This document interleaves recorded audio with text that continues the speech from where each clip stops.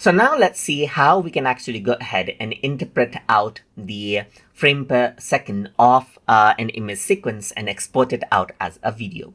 So to do that, I can click on the plus button and select the first image of the image sequence. Let me select sequence and force the alphabetical order so that it arranges out the images right here as per the image name. Let me just go ahead and click on open, and this is what you have.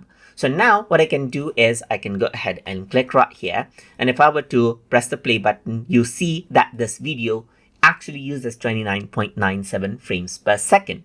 But let's say I want the frame to be slower so that it takes longer.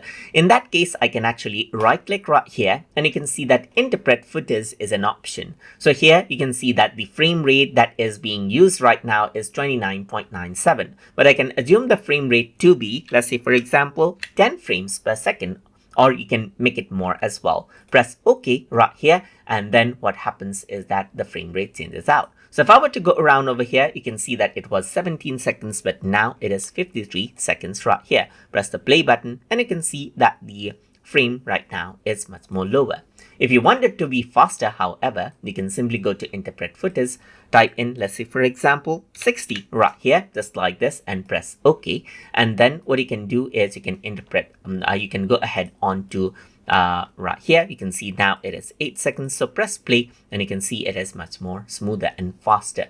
So now what you can simply do is choose an output name. You can go ahead right here. Let's say I'm going to export this out onto desktop. Press OK right here and hit the play button, and what happens is that the image sequence will be exported out just like this. And you can see this image sequence right here. So if I were to open it out, you can see that this is the image sequence exported out as a video.